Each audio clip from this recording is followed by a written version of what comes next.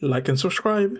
We'll watch this. Have you ever checked out Games Workshop stocks, or the guy behind Warhammer 40K? Yeah, I mean, you said it, I was gonna say it, but they're like a top 10 best performing stock in the UK. Yeah, it's like one of the UK's only growth stocks. It's a failed nation. Dude, I do want to kind of talk about the UK. The UK really is in such bad straits right now. They're calling it a fallen first world nation. It does sort of feel, I mean, it's like outside of London. We're cooked, man. We're cooked. Although we have so many projects on the line. Actually, there was one that they kind of got rid of, which could have given us more tourism. It was a straight a straight highway from London to like Birmingham or something. It would have opened up so much for like traveling. Because dude, traveling from the north to the south is so fucked. Okay, it's not like America where they just build a huge highway and you can just cut through. So many windy roads, so many small roads that you have to go through, countryside, stuff like that. The opportunities are just not there. In London, the price is so goddamn expensive, but they also have a high tax burden. It's like their citizens actually pay a hefty tax but see none of the benefits. I don't know what they're cutting for austerity, but they're still in debt. They're still spending more than they have. They still have high borrowing costs because they're not trusted. And then their people aren't seeing the results of their tax dollars. Somebody's grifting, dude. Trusted? So I've told this story quite a few times, but I've briefly explained what the Liz Truss fiasco was. Liz Truss, I've heard of it. Liz Truss comes into the UK and she promises a new tax cut and spending program. So cutting the amount of money the government makes and increasing the amount it spends. And so the borrowing costs look like this. They spiked. This is not the actual moment, but this is what it looked like. But now, right now, as in today, the borrowing costs are higher than they were when Liz Truss got kicked out for doing this. Obviously, no one is going to loan money to the UK if they are cutting taxes and increasing spending, because they're not good for it. There's no way to pay it back. And so Liz Truss got kicked out of office because the UK couldn't borrow money. Literally, the costs got too high. But now, over time, since then, the costs have gotten as high as they were in the peak of Liz Truss's tenure, and people aren't even talking about it. The world market is pricing their borrowing costs as high as like a developing nation. They're like, Germany's are so much lower than this. This is so much higher than the European average. People just don't want to loan the UK. Is it Liz? Truss? Oh, Truss. She was prime minister. What the fuck? When? Oh, why is it, man? Every time we put a woman in power, they just destroy the fucking country. Look at Margaret Thatcher. Now Liz Truss, brother, we need to like get rid of this DEI thing. I can't. Dude, if I keep making these jokes, man, I'm actually gonna be cooked. Holy shit. Money because their whole system doesn't make sense. And I want to say, like, you know, compared to the worst parts of the world, UK is still obviously great, right? It still has a democratic system that works, and it still has healthcare that semi-works. Back to Twitch. It's so stagnant. It's not even that it's getting so much dramatically worse, is that it's so stagnant. The UK is just in a real rut. UK post-World War decline has been insane. Yeah, but I mean, I would say specifically, actually, if I have a chart. No, you know Thank you. You know the major issue with this, with the UK, they got too soft, man. They just got too soft. They could have kept the empire, right? Like I blame the slaves, right? I just blame the right? If the UK didn't see these slaves like in bad straits and didn't want to, like, if they didn't see them that way, and they wouldn't have like come out full force to blockade all of Africa from trading slaves across to the New World or Europe. Like, ultimately it's just down to them, man. The slaves kind of cucked us, right? Fuck, I'm gonna get cooked for that. For you, specifically post 2008, people of all ages want to leave the UK. Australia and the US are where they're going. Australia, the US. I would never go to America to live, man. Holy shit. Australia, though. Now, hold on. Their servers are kind of trash, but it's dry heat stuff, man. I'll be closer to my people. Hey, who knows, man? Who knows? Canada, Italy, France, Japan. Listen, it's not like the Canada? It's too expensive. US or Australia are like killing it right now. France? Fuck France. Ooh. Didn't think of that. Maybe a European country. You know what? Maybe, man. That's how bad things are in the UK. Skull, I'll just come live with you, man. Hey, man, Keir Starmer's dead in the water. No capability of getting anything massive done. It's already squandered what little advantage they had. So they're going to be stuck for even more time. Disposable income and productivity growth in the UK after 2000, like before 2008, was among the best in the world, growing great. And after 08, it's been so slow, so flat. In an economy. Yeah, I remember like the UK was like the shit, man. London was the hub to like do trade throughout, man. When it came to like Europe in general, like holy shit, how far we've fallen. And it's because of the dude, Nigel Farage fucked us completely with the Brexit. And he didn't even believe in the thing, man. He got his children passports to be able to travel back and forth between the European Union. And all the while by turning around and saying to the people, we need to leave, we need to sort this immigration thing out. Okay, we left. The immigration still sucks. People are still getting here illegally, and the government has not fucking done anything with this. Holy shit, man. All that happened was we've lost all our trade deals with EU, and now we have to go back to the table with them with a worse fucking deal for us. We're fucked, man. Like the only way I can see this going is if we go back and we actually use like the euro. It's growing. Where a pie's growing, you can kind of paper over the fact that there's a widening inequality because everyone's standard of living is raising. As long as you're growing, it's fine. But when things stop growing, it becomes very zero sum. It becomes zero sum. True. You gotta let it grow, man. Yeah, sometimes it just grows on its own, and you have no control of it. But it's what you do with it after, right? That means someone else's win becomes your loss. The UK economy has been so stagnant that all of the gains that go to the very top in the UK have been coming directly out of the pockets of regular people. The gains in real estate prices, for example, they're going to landowners, but makes it nearly impossible for you to find a home. Are any of Starmer's policies making a difference? No, I don't think so. Starmer's been a bit of a instant lame duck. He tried to do some austerity stuff. I mean, listen, their UK's in a debt crisis. They have to fix. Yeah, like what he's doing to get the voters back and like flipping to have the same talking points as fucking Nigel Farage.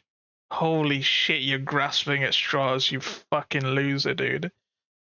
Oh man, I don't know, man. I don't know. It's a scary place, man. Economy's shit. Especially in Europe, they're like raising like the rising discontent when it comes to migrants, illegal migrants, will spill over to just pure racism at some point if nothing is done about this. Because look at what's happening in Spain. The protests and everything, and the government going against the people for what reason? For like the migrants attacking Spanish people. That Spanish old man, he got beaten up by these migrants for what? And dude, we're gonna get second Hitler soon, man. In Europe, we need to deal with this shit. Okay, I might lean left, but I'm not this delusional fucking loser who's like, oh, we should accept everyone. We should bring every fucking culture here, man. Every fucking culture that conflicts with us, like to a fault, to a point where like our values are completely fucking different.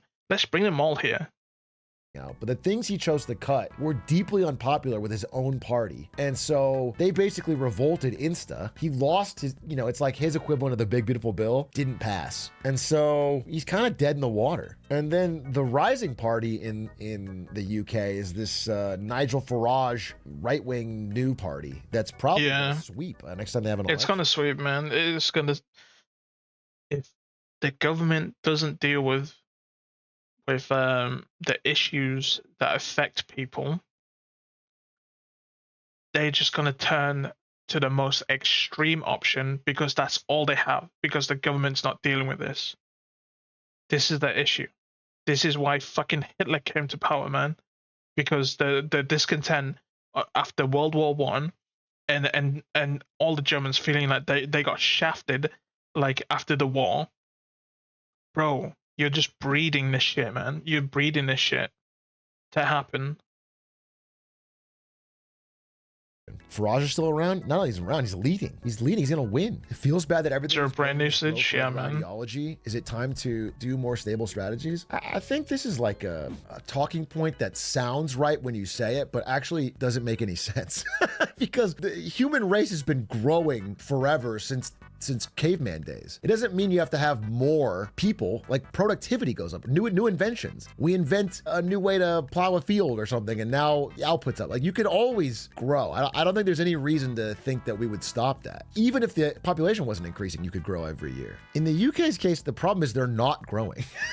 Their businesses are not competitive. They're not leading in anything. They're just stagnating. That's the problem. How has inequality been dealt with historically? War, famine, revolution, disease. In France or everywhere else, everywhere. That's the book I'm talking about called The Great Leveler. It just basically says that in all societies and all cultures, inequality trends up over time as humans figure out the meta of whatever society they're in.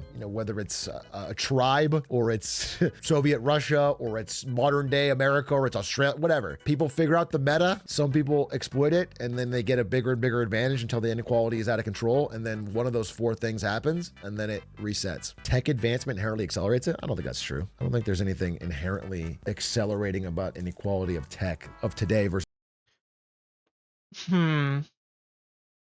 Yeah. I don't think tech really does affect it. Just Roman times where they had inequality too. I mean, they had literal slave owners. Does it ever really reset though with inheritance being a thing? Well, it resets with those four things I talked about. Is there a nicer one you can say? The fifth one is if Faker wins MSI, everything becomes. Ooh, true. That's true. Equal. Goma goes down. Carrier goes down. Chen Shi. What if famines and Big rip. plagues have upside? I missed that stream. I didn't even check what happened in that, man. A-Truck, everyone's being so negative about those, but maybe they have some benefits like making us more resilient and bring us closer together. I will say this, COVID had the upside of doubling Twitch viewership. So in a way, it was a beautiful thing, right? In a way, it was like really great. If we just had 3 or 4 COVIDs going on at once, it would be awesome. I keep saying this, I said it before. I had a great time during COVID, man. COVID was fun for me. For Twitch, that's good for society. Are you admitting that Twitch manufactured COVID to boost viewership? I'm just saying, where was Dan Clancy in early 2020? True. That's interesting. Why? Ask that question. Go deeper. Wasn't that before he might have been gooning? Oh, Dan Clancy was gooning to a bat in fucking China, and then he contracted COVID. Oh, and then all of a sudden he gets promoted to CEO. That's interesting. Why is that? Are you worried about seeing your YouTube clips on the security monitor in China when you walk through Chinese TSA? I don't go to TSA like a regular person, okay? I'm showing up in a private jet to Xi Jinping's personal palace, and he's dapping me up at the door and saying, "What's up, Beijing?" and then putting his hand out on Beijing. I'm not worried. I'm not gonna go through a regular security line. Will you live stream from there? If I can, yeah. I'm working on getting a IRL live stream thing set up. Just to clarify, are you saying their inequality is inherent to the human experience and there isn't an economic system that can officially combat it without those listed events? D'Artagnan, what I'm saying is that is the thesis of the book, The Great Leveler. It's not necessarily my personal viewpoint, though it makes a compelling case looking at it. It does. Like, when a lot of things like point towards it, why you fight against it? I will say is there seems to be systems like the Nordic countries that have managed to keep their genius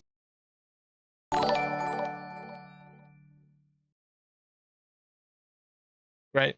Coefficient, which is a good measure of how many genies you have and also how much your inequality is, lower for longer. They'll also say the 30-year period after World War II in not just America, but most Western nations also had a flat inequality line, a flat Gini coefficient. That's like 40s to 70s, America, 45 to 75, UK, France. And the reason for that was the policies put in place following the Great Depression and World War II were extremely high taxes for the wealthy, high antitrust enforcement to prevent monopolization, competitive, non-dominated markets. This isn't like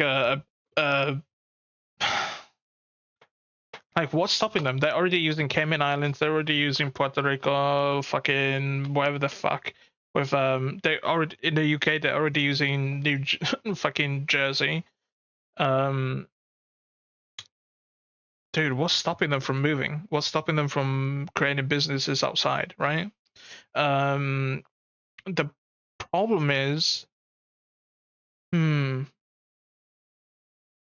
I guess it does bring in a lot of traffic when it comes to Hollywood. So what I'm thinking is, like, Hollywood likes to make a lot of movies here because they do get some tax breaks. It's way cheaper to do it in the UK than it is in certain states in America, especially in California. So like I guess if we tax that, what the fuck are they gonna do? They're just gonna go to a different place, right? It's a balance, man. It's a balance. It's like the whole New York thing, right? Mamdani wants to tax the rich. Well, people can just fucking leave New York.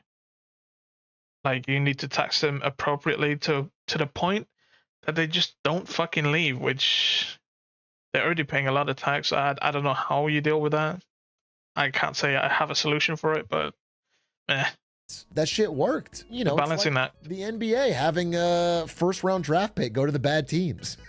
You know, the luxury tax in the first round, it just keeps the system competitive. Dude, the fucking American system when it comes to like sports fucking confuses me. Like, how do you guys not have regular, like, how you guys have franchises, man? Franchises just makes no sense to me. Like, paying your way into like a league, it fucking makes it so cringe, very elitist. Like, I want to see the shitty team make its way up to the top of the big leagues and destroy whoever the fuck, right? Man U were like huge for a long time. And then all of a sudden, other teams started coming up in. Newcastle, fucking Ipswich, Man U. Where are they now, man? Where are they now on the table? They got regulated, I think, last year or something, and now they're back. But holy fuck, man. They're still competing, but you keep it competitive. The problem with Gini measurements is that they overemphasize domestic markets. If you look at the world economy as a whole, inequality has gone down drastically. No, that's, I think, a silly line of thought. You could tell somebody, hey, don't worry about the fact that... Yeah, extrapolating it to the world when the focus is within your country. It's like telling someone, hey, don't worry, that I know you're hungry, but at least you're in America, right? I know you're poor and hungry, but you're in America. You could be, I don't know, in Africa.